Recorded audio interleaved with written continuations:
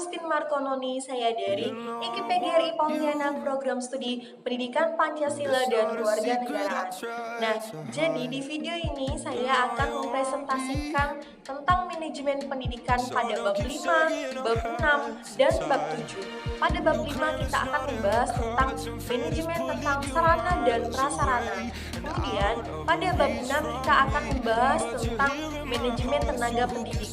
Nah, kemudian pada bab yang ketujuh kita akan membahas tentang manajemen pada hubungan masyarakat.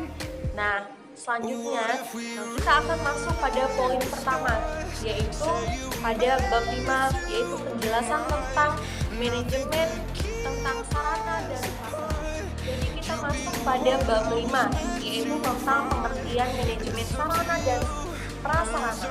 Nah, jadi di sini menurut ketentuan umum Kemendiknas nomor 24 tahun 2007 tentang sarana adalah pelengkap pembelajaran yang dapat dipindah-pindah. Kemudian sedangkan prasarana adalah fasilitas dasar untuk menjalankan fungsi sekolah itu sendiri. Nah, kemudian di sini sekolah dalam menunjang seluruh kegiatan itu dibutuhkan sarana dan prasarana. Nah, jadi mengapa dalam manajemen itu ada sarana dan prasarana? Karena dalam manajemen perlu dikelola itu supaya dapat masuk pada kemajuan sekolah dalam proses pembelajaran, pada pengelolaan pembelajaran itu sendiri, pada pengelolaan pendidikan itu, maka manajemen prasarana dan sarana itu harus diperhatikan. Nah, kemudian yang kedua, kita masuk pada prinsip-prinsip yang perlu diperhatikan dalam manajemen sarana dan prasarana. Kemudian kita masuk pada fungsi dari manajemen sarana dan prasarana itu sendiri. Nah, jadi ada fungsi loh dari manajemen sarana dan prasarana ini sendiri. Nah, di mana fungsi dari manajemen sarana dan prasarana itu sendiri adalah yang pertama adalah untuk perencanaan dan analisis kebutuhan, di mana prasarana ini dalam pendidikan merupakan suatu proses analisis yang penetapan kebutuhan yang diperlukan dalam proses pembelajaran itu sendiri. Nah, jadi pada proses pembelajaran itu dibutuhkan prinsip untuk menganalisis, untuk perencanaan analisis kebutuhan itu adalah fungsi dari manajemen prasarana dan sarana. Kemudian yang kedua ada pengadaan, di mana pengadaan merupakan proses kegiatan mengadakan sarana dan prasarana yang dilakukan dengan cara-cara membeli, menyumbang, kemudian hibah dan lain-lain yang dapat bermanfaat dalam pengadaan buku, alat, dan bantuan. Kemudian kita masuk ke yang kedua, yaitu penginventarisasian, di mana di sini merupakan kegiatan pelaksanaan penggunaan atau penyelenggaraan dari peraturan dengan cara membeli barang-barang pribadi yang kemudian menyusun daftar barang yang menjadi milik sekolah ke dalam satu daftar inventaris. Nah, jadi dalam barang inventaris ini dibuat catatan atau daftar-daftar. Nah, kemudian yang keempat ada penggunaan sarana dan prasarana. Nah, jadi penggunaan prasarana dan sarana ini adalah pemanfaatan segala jenis barang yang sudah ada pada sekolah tersebut. Nah, tujuannya adalah dapat dibutuhkan secara efektif dan efisien, di mana dalam menyusun barang-barang ini dapat memperhatikan pemanfaatan prasarana itu sendiri. Kemudian yang kelima ada pemeliharaan. Nah, di mana pemeliharaan sendiri adalah kegiatan merawat segala bentuk sarana dan prasarana yang ada. Kemudian ada yang keenam itu ada penghapusan. Nah, di mana penghapusan ini adalah penghapusan barang inventaris atau pelepasan suatu barang dari kepemilikan tanggung jawab yang sudah diberikan kepada pemerintah baik swasta maupun negeri. Kemudian yang terakhir itu ada pertanggungjawaban. Nah, di mana pada pertanggungjawaban ini sekolah harus mempertanggungjawabkan atau membuat laporan barang-barang apa saja yang sudah digunakan dalam manajemen sarana dan prasarana ini sendiri yang diajukan oleh guru. Nah, kemudian ada peran guru dalam manajemen sarana dan prasarana. Nah, jadi ada perannya guru dalam manajemen prasarana dan sarana. Apa sih itu? Kemudian di sini ada peran guru adalah sebagai pelaksana. Nah, pelaksana yang ambil alih dalam manajemen prasarana dan sarana, yang dimana pemanfaatan, kemudian pemeliharaan itu dimulai dari guru, yang diawasi oleh guru, dan sarana dan prasarana ini dimaksud untuk diawasi di bawah nama guru. Nah, jadi itu adalah pembahasan dari bab 5 tentang manajemen sarana. Nah, kemudian kita masuk pada bab 6 tentang manajemen tenaga pendidik. Kemudian kita masuk pada pengertian profesi guru pada poin yang pertama, yaitu poin A, di mana menurut Undang-Undang Republik Indonesia Nomor 14 Tahun 2015 tentang guru dan dosen dikemukakan bahwa profesi guru dan dosen merupakan bidang pekerjaan khusus yang dilaksanakan berdasarkan prinsip-prinsip yang ditentukan. Nah, di mana untuk menunjukkan pernyataan publik yang dibuat oleh seseorang yang menduduki jabatannya, ini disebut sebagai profesi. Nah, jadi ini adalah profesi guru. Kemudian kita masuk pada poin yang B, yaitu standar kompetensi dan kualifikasi guru. Yang pertama, menurut Undang-Undang Nomor 14 Tahun 2005 tentang guru dan dosen, dijelaskan bahwa kompetensi adalah seperangkat pengetahuan, keterampilan, dan perilaku yang dimiliki, dihayati, dan dikuasai oleh guru atau dosen di dalam melaksanakan tugas keprofesian.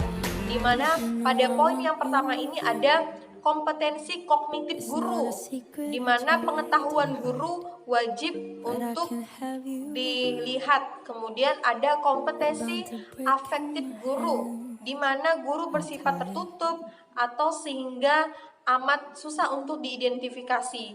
Kemudian ranah ini sebenarnya seluruh fenomena tentang perasaan dan sikap. Nah, kemudian yang ketiga ada kompetensi psikomotorik guru, di mana meliputi segala keterampilan, kecakapan, dan jasmania dalam pelaksanaan yang berhubungan dengan tugasnya selaku pengajar. Nah, kemudian yang ketiga ini yang pada bagian poin C ada deskripsi tugas guru, di mana sebagaimana dipaparkan oleh undang-undang bahwa guru adalah pendidik yang profesional dengan tugas untuk mendidik, menggajar, membimbing, mengarahkan, melatih, menilai, dan mengevaluasi pada pendidikan, baik dari pendidikan usia dini, jalur pendidikan formal, pendidikan dasar, pendidikan menengah, dan pendidikan. Ini adalah tugas-tugas dari peran guru yang dilihat dari satu-satunya perumusan oleh P2TK, yaitu oleh Direktorat Jenderal Pendidikan Tinggi Departemen Pendidikan Nasional, yang dilakukan oleh guru sebagai pekerja profesional. Nah, jadi ini adalah manajemen tenaga pendidik pada bab. Nah, selanjutnya kita masuk pada bab 7, yaitu tentang manajemen hubungan masyarakat. Nah, di mana pada bab ini kita akan membahas tentang yang pertama, yaitu pengertian manajemen hubungan masyarakat. Manajemen hubungan masyarakat atau humas adalah proses penelitian, perencanaan, dan pelaksanaan dari pengevaluasian suatu komunikasi yang disponsori oleh organisasi. Nah, kemudian di mana dalam manajemen hubungan masyarakat ini terdiri dari semua perencanaan yang komunikasi berencana, baik ke dalam maupun keluar. Nah, kemudian untuk mencapai tujuan khusus pengertian bersama, menurut Grego RTR, seorang praktisi humas perlu mempersiapkan unsur-unsur yang perlu diperhatikan agar tercapainya tujuan yang maksimal, yaitu ada manusia baik laki-laki maupun perempuan, kemudian alat-alat yang diperlukan, kemudian ada sarana, kemudian metode yang dipakai, dana, pasar atau khalayak yang akan diikuti. Nah, Kemudian tahapan manajemen humas, proses yang meliputi dari berbagai macam tentang organisasi-organisasi dalam hubungan masyarakat itu sendiri. Kemudian yang kedua ada sekolah dan masyarakat. Nah, yang termasuk ke dalam hubungan masyarakat ini ada sekolah dan masyarakat, di mana keluarga adalah suatu organisasi terkecil yang ada di masyarakat untuk mendapatkan peran yang sangat penting dalam pembentukan kepribadian, karakter, dan watak sebagai anggota masyarakat.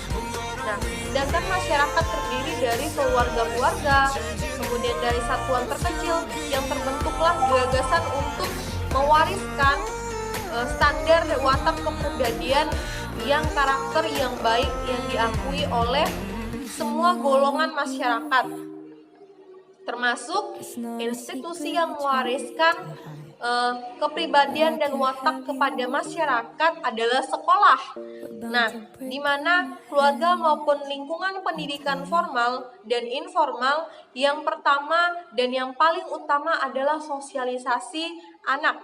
Selain itu juga sekolah merupakan lingkungan pendidikan formal yang memegang peran penting dari proses pembentukan sosialisasi anak. Untuk itu kedua lingkungan pendidikan dari formal dan informal tidak dapat berdiri sendiri. Nah, jadi ini harus berinteraksi dengan melakukan hubungan kerjasama antara pihak sekolah dan anggota masyarakat dan orang tua. Tidak kesalahpahaman pun terjadi agar proses pendidikan ini bisa terjadi baik di lingkungan keluarga maupun di lingkungan sekolah dan masyarakat. Kemudian yang ketiga ada sekolah dan masyarakat. Yang pertama itu ada sekolah masyarakat, di mana sekolah masyarakat itu dapat berupa sekolah sebagai guru kehidupan bermasyarakat bagi anak-anak. Kemudian sekolah mempunyai pemerintah sekolah, kemudian di mana anak-anak bisa untuk memerintah mereka sendiri.